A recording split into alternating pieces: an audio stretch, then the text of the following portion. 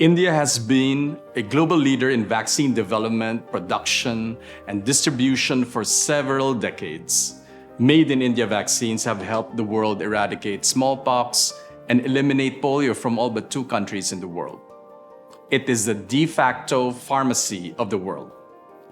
Several vaccines from India have WHO pre-qualification for global deployment to protect communities across the world. Indian vaccines have helped mitigate the impact of the COVID-19 pandemic.